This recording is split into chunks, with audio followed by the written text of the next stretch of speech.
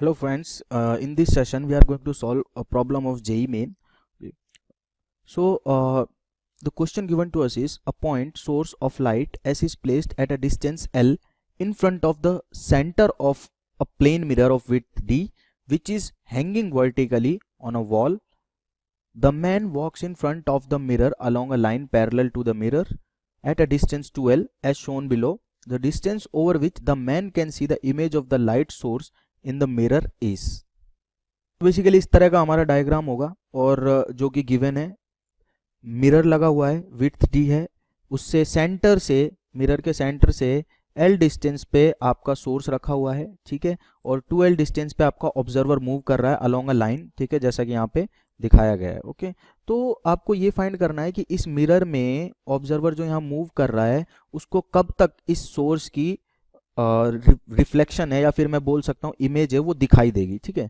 तो जब भी हमारे पास ऐसा क्वेश्चन आता है कि हमें ये फाइंड करना है कि कितने विजिबल रीजन फाइंड करना होता है वो एरिया जिसमें हम किसी सोर्स की या किसी भी ऑब्जेक्ट की इमेज को देख पाए तो हमें क्या करना पड़ता है, हमें मिरर के दोनों कॉर्नर्स पे रे इंसिडेंट करनी होती है ठीक है और फाइंड करना होता है कि उसके रिफ्लेक्शन के बाद वो कहाँ पे जा रही हैं और कितना विजिबल रीजन वो क्रिएट कर रही हैं। तो हम एक बार फिर से इस डायग्राम को बना लेते हैं।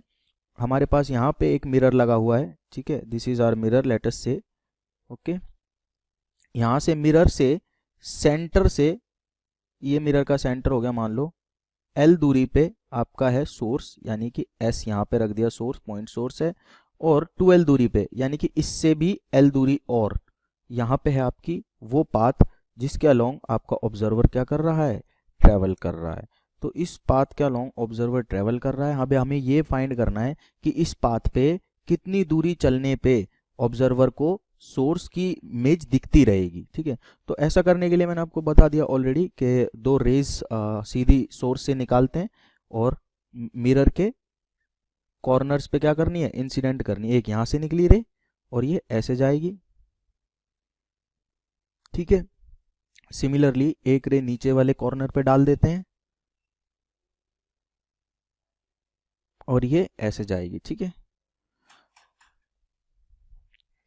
अब करना क्या है, ये लॉ ऑफ रिफ्लेक्शन आपको पता ही है कि जितने एंगल पे इंसिडेंट होगी उतने एंगल पे ही रिफ्लेक्ट होगी कोई भी रे ठीक है। तो यहाँ ये हमने नॉर्मल बना दिया। मान लो ये मिरर पे थीटा एंगल पे इंसिडेंट हुई है तो थीटा पे ही रिफ्लेक्ट होगी। सिमिलर केस होगा यहाँ पे, मान लो ये अल्फा एंगल पे सॉरी ये मिरर का नॉर्मल हो गया, अगर ये अल्फा एंगल पे आई है तो अल्फा एंगल पे ही जाएगी ओके। चलिए बहुत अच्छी बात है। अब हमें करना क्या है, अब हमें ज्योमेट्री यूज़ करनी है और फाइंड करना है ज्योमेट्री यूज़ करके कि कितनी डिस्टेंस पे यहाँ पे ऑब्जर्वर जो मूव करेगा इस अलोंग दिस लाइन, ये ऑब्जर्वर ये मान लो यहाँ से मूव कर रहा है तो उसको कितनी डिस्टेंस तक वो दिखाई देगा। तो लास्ट रे जो होगी वो ये होगी ठीक है, मिरर से निकलने वाली, और नीचे वाले कॉर्नर के लिए लास्ट रे जो होगी वो ये होगी। तो इस पूरी की पूरी डिस्टेंस में ये मान लो डिस्टेंस आप जो है इसको आप कुछ भी नाम ले लो, let's say this is X ठीक है। इस एक्स डिस्टेंस पे चलेगा ना जब ऑब्जर्वर तो इतनी डिस्टेंस तक ही उसको इमेज दिखाई देगी सोर्स की। इसके आगे निकल गया तो आगे तो रेज ही नहीं है। अब जब आगे रेज ही नहीं आ रही सोर्स से रिफ्लेक्शन के बाद तो कैसे दिखेगा, नहीं दिखेगा। जहां तक रेज होंगी वहीं तक ऑब्जेक्ट विजिबल होगा। तो क्या करते हैं, देखो ये डिस्टेंस पूरी जो है वो है डी और जो सोर्स रखा हुआ है वो सेंटर से रखा हुआ है तो इसका मतलब ये डिस्टेंस हो गई d/2 यानी कि हाफ ऑफ डी, और नीचे वाली डिस्टेंस भी हो गई आपकी d/2। अब ये क्वेश्चन प्योरली ज्योमेट्री पे आपका बेस्ड है ठीक है। तो अगर ये डिस्टेंस d/2 है तो ये डिस्टेंस भी d/2 हो गई ओके। एंड अगेन यहाँ से लेके और यहाँ तक की डिस्टेंस भी आपकी d/2 हो गई, ये डिस्टेंस भी d/2 हो गई ओके। अब हमें क्या करना है, अब हमें सिंपली ये डिस्टेंस फाइंड करनी है। अगर ये डिस्टेंस फाइंड हो जाए ठीक है और ये नीचे वाली डिस्टेंस फाइंड हो जाए ये वाली, तो हमें पता चल जाएगा कि टोटल कितनी डिस्टेंस में रेज जा रही हैं और इतनी डिस्टेंस में रीजन विजिबल रीजन होगा। तो ज्योमेट्री से हम ये फाइंड कर सकते हैं, ये एंगल अगर थीटा है तो ये एंगल भी हमारा थीटा होगा, और अगर ये एंगल अल्फा है, ये वाला एंगल अल्फा है तो ये एंगल भी अल्फा होगा। अब हमें बस कुछ प्रॉपर्टीज एंगल प्रॉपर्टीज यूज करनी है। देखिए अब हम नाम दे लेते पॉइंट को, let us say this is A point, this is B point and this is C point ठीक है, and this is D point okay. Okay इतने में काम हो जाएगा आपका। तो देखो triangle triangle A B D में अगर मुझे टेन थीटा लिखना है तो टेन थीटा मैं लिखूंगा, tan theta is equals to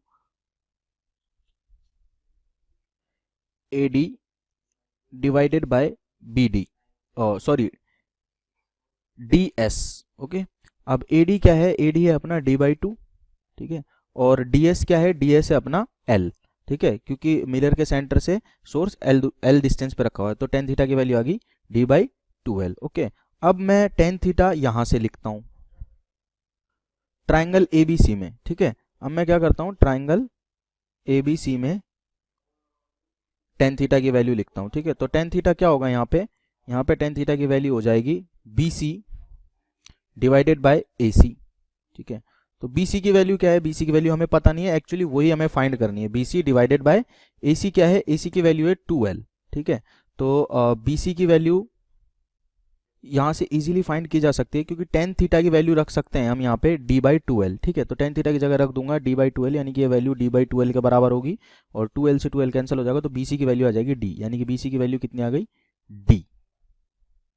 अब सिमिलर काम करना है हमें नीचे वाले ट्राइंगल्स के लिए, ठीक है, यानी कि मुझे टेन अल्फा की वैल्यू लिखनी है अगेन, तो टेन अल्फा की वैल्यू लिखूंगा, तो टेन अल्फा हो जाएगा मेरा, ट्राइंगल में बात कर रहा हूँ छोटे वाले में पहले, तो आ जाएगा, इस पॉइंट को ई नाम दे लेते हैं लेटस से, तो ये हो जाएगा D E divided by S T, ठीक है। और इसकी वैल्यू कितनी हो जाएगी, डी ई की वैल्यू हमें डी बाई टू दी हुई है, ठीक है, और एस डी की वैल्यू है एल, तो डी बाई टू एल आ गया। ओके, अब अगेन बड़े वाले ट्राइंगल में, ठीक है, this point let us say this point is F and this point is O, तो बड़े वाला ट्राइंगल कौन सा है, E F O. E F O triangle में क्या करेंगे, अगर मुझे वैल्यू लिखनी है तो टेन अल्फा की वैल्यू आएगी O F divided by E F, ठीक है।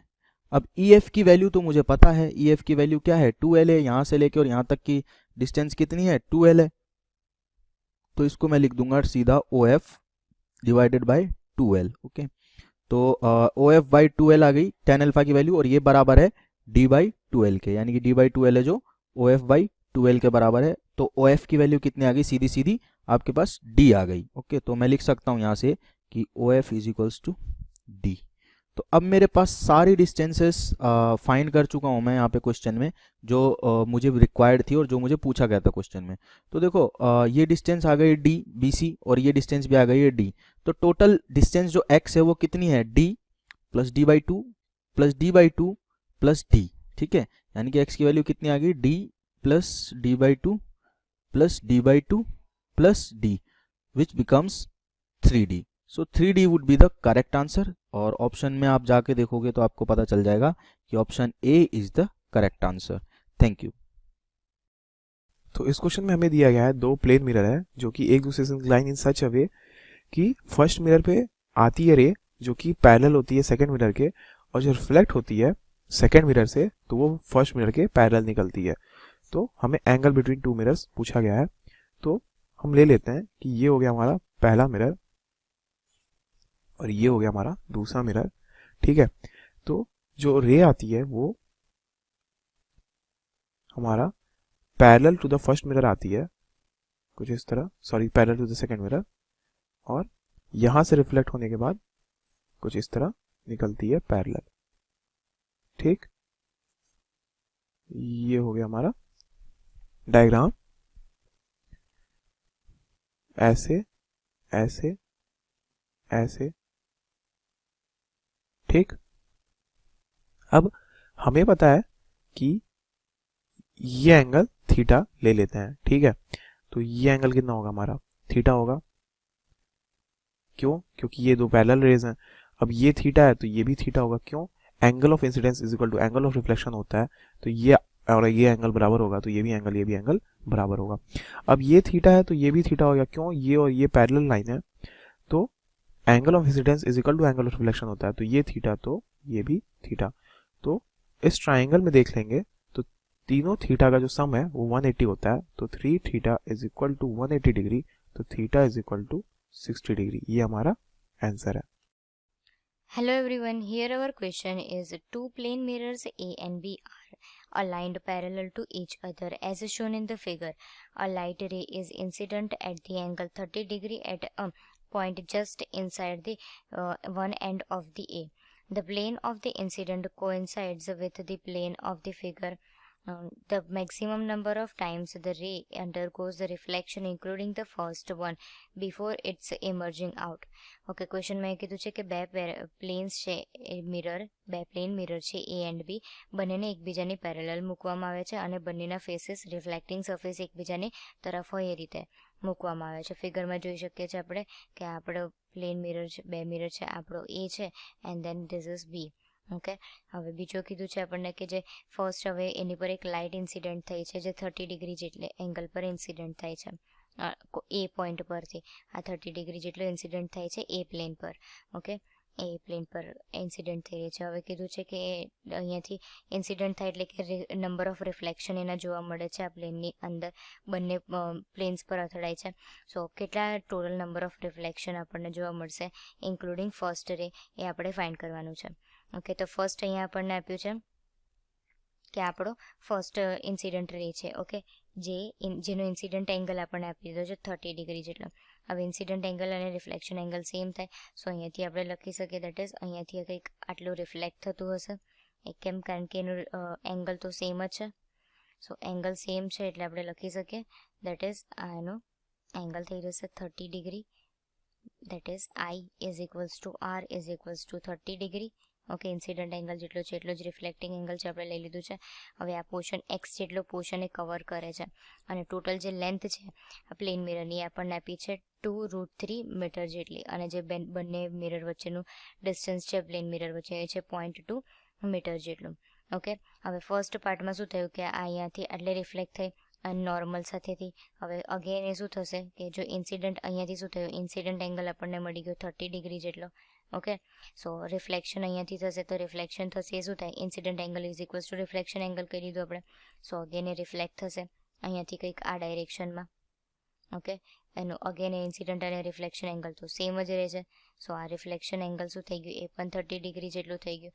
હવે અહીંયાથી નોર્મલ ડ્રો કરીએ તો આ આપણો 30 ડિગ્રી મળે છે આપણને ઇન્સિડન્ટ એંગલ આ પોઈન્ટ માટે. તો એની માટે રિફ્લેક્શન પણ સિમિલરલી આ રીતે અહીંયા ક્યાંક મળતું હશે. ઓકે, અને સિમિલરલી અગેન એનું અગર રિફ્લેક્શન કરવામાં આવે તો એ પોઈન્ટનું કંઈક આ ડાયરેક્શનમાં અહીંયા કંઈક રિફ્લેક્શન મળતું હશે. ઓકે, સો અહીંયાથી આપણે કહી શકીએ કે આ બધા જ એંગલ જે આપણને મળે છે રિફ્લેક્શન અને ઇન્સિડન્ટ એ બધા 30 એંગલ્સ છે, રાઈટ. તો હવે અહીંયા લખી શકીએ that is number of reflection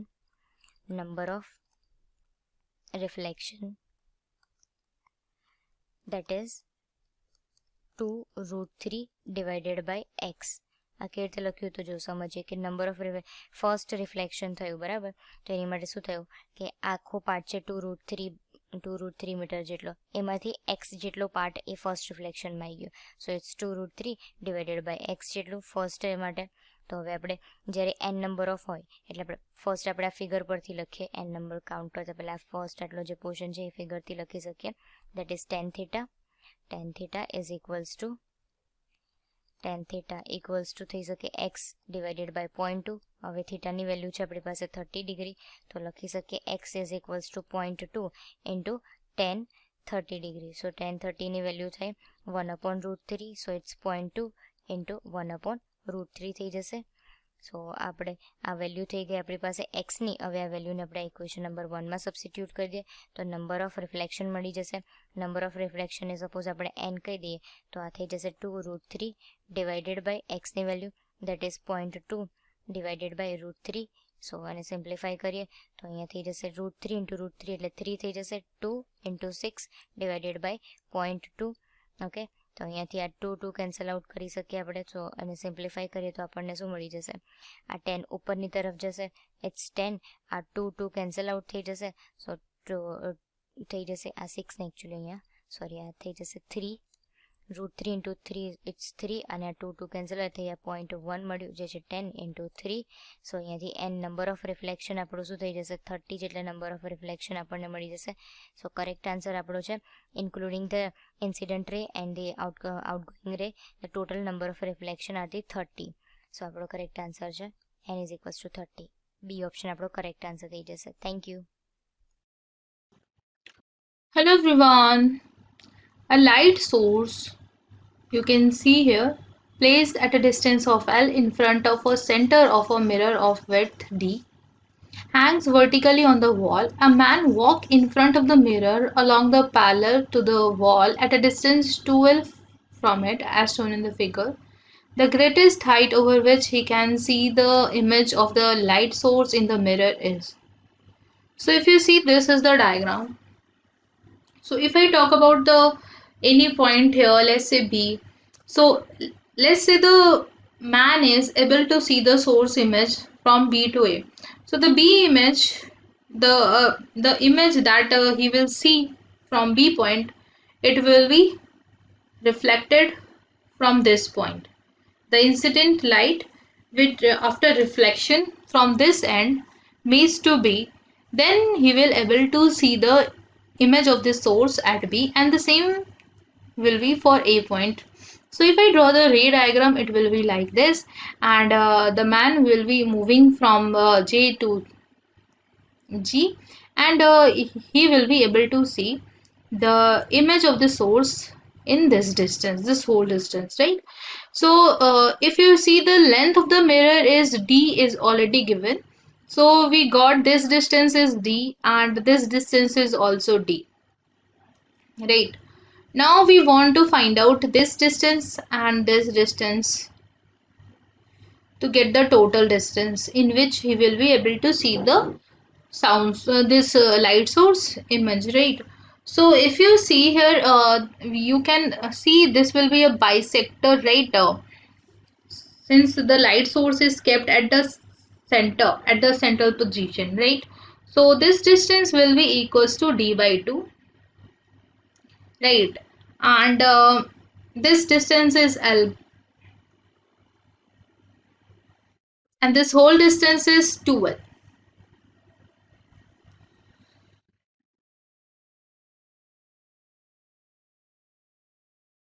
right? So if you see, we can write here tan phi is equals to D by 2 by L, and if I say this is x naught, so I will write x naught by L, 2L. So from here you will get the x naught is equals to D. So this is also x naught from the symmetry. So if I talk about the total distance will be 2x naught plus D, and x naught we got equals to D. So 2D plus D is the total distance, that is 3D. So I will write the total distance up to which he will be able to see the image, x total will be equals to 3D, and this will be the answer of this question. Simple. Thank you.